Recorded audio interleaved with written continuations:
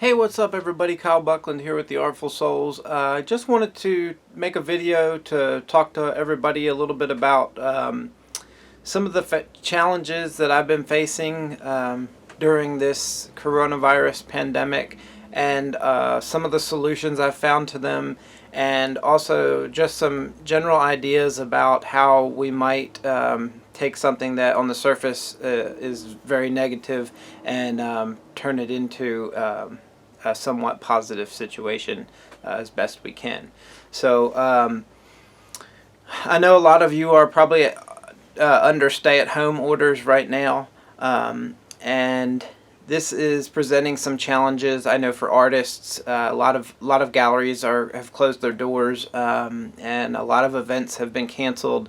A lot of the plein air painting events that we all look forward to in this time of year are either postponed or canceled. So we're stuck at home with with a lot of our deadlines have been pushed back, and a lot of our plans have been disrupted. But one thing that I've been doing is I've been trying to take this time to experiment a little bit and push myself to grow as an artist. And I think sometimes we can find some liberation in this time of pause. So when we're on the go and we sort of fall into that routine of we've got this show coming up, and we've got this workshop, and we've got this event, a lot of times we can fall back on our sort of our normal way of working to produce work, and that's fine, but every now and then it is nice to sort of step back from our work and take a look at what we've been up to and think about, are there things that we've been wanting to try that maybe we just haven't for this reason or that. And it's a neat time to do that. So one of the things I've been doing is I've been experimenting with different media. So with my oil paints, I use a lot of paint thinner and some of the cadmium colors, which are not really good to get on your skin. So I usually paint with wearing nitrile gloves.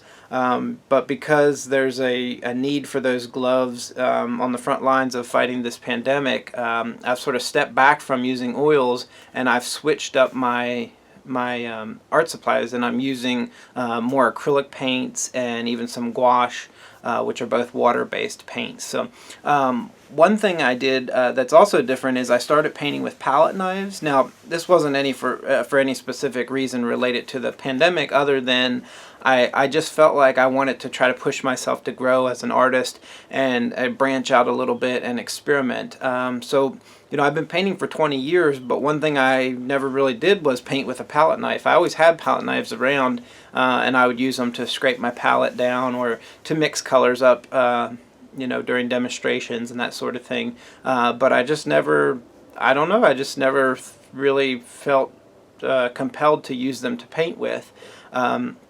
And so I started doing that. For the past couple weeks, I've been playing around, and I've been using acrylic paints, heavy-bodied acrylic paints, and I've been using palette knife to paint. Both of the paintings behind me here were painted with a palette knife, a combination of palette knife and a brush. So that's been fun. I did some of the paintings with all palette knife work, and then some I've been combining paint brushes and palette knives. So another thing, I'll show you these brushes right here. Another thing that's been different, and this has been real fun too, is I've been painting with these gigantic bristle brushes. So these are just some really wide, like 3-inch, 4-inch square tipped bristle brushes, and they're really cool because they cover a lot of ground really quickly and create some really expressive brushwork. So that's fun too. So again, just trying new things and just pushing myself to do something a little bit different. And that's something that we can all do and we can all benefit from, no matter what our situation is. So that's something that I've been doing. Another thing that I've been doing is I've been sort of focused a little bit more on subject matter in my immediate surrounding, and there's something to be said for that. A lot of times we think we have to go chase down this beautiful scene, whether it be a a waterfall or a scene from a mountain overlook, or the ocean or something like that. But a lot of times, you can usually just look right around you in your own house and find objects to set up for still lifes. Or just if you have, a yard you can go out in, just go out into your backyard and start looking around and see if you can find things to paint, that are close to home. And another benefit of this is that a lot of times these are the scenes we most often relate to in a profound way, because they're scenes of everyday life that we experience on a regular basis. And sometimes they're the scenes that we often overlook because we do see them all the time. So we're likely just to kind of walk by them and go look for something else. But because I've been trying to spend as much time as possible staying at home and not going out if not necessary, then I've been looking around, and the still life that I painted, you can see behind me here, did this yesterday. So there's a time lapse on the YouTube channel, and also a little preview of my Patreon full-length demo on the YouTube channel. You can check those out. This was painted just from some wildflowers that were growing in the field across my house.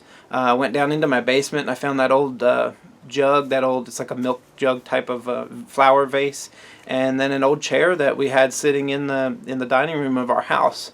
I just threw those things together and set them out in the backyard and started painting them, and it turned out to be a really rewarding experience. So maybe also take this time to look around and see if there are scenes that maybe you've overlooked, that are either outside your window, or still lifes made up from stuff around your house, or even scenes of your your backyard or your front yard, and explore some subject matter that you might otherwise have not looked at. So I also want to say, a little bit about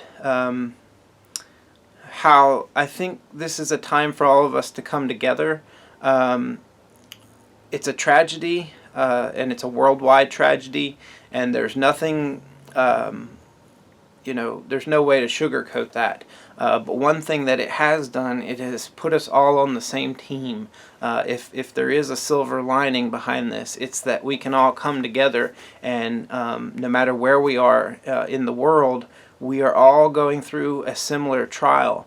And this to me is very profound, because it's more apparent in a situation like this, but really we're all going through trials and troubles all the time together, and we don't realize it. Sometimes we get focused on our own problems, but it's so important for a compassion view, and from the viewpoint of empathy and compassion, to realize that we're all in this world together, and we're all going through this journey together, and the journey of life. And it's important to remember that we're all brothers and sisters, and we're all on the same team. So that's just something that stuck out in my mind when I was thinking about all this, and I wanted to relay to all of you, is that we should all understand that we're all facing this together, and I hope that something like this doesn't divide us, but rather brings us together and makes us realize even more how much we all need to love and help each other as best we can throughout life. So thanks so much for tuning in. Get out there and experiment with some different ways of putting paint on the canvas, or different media.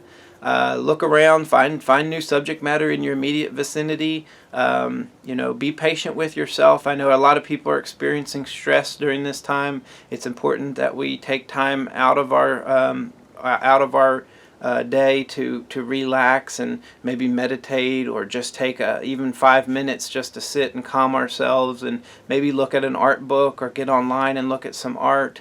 And remember to support each other and be good to each other. So thanks so much for watching, and I'll see you soon at the next video.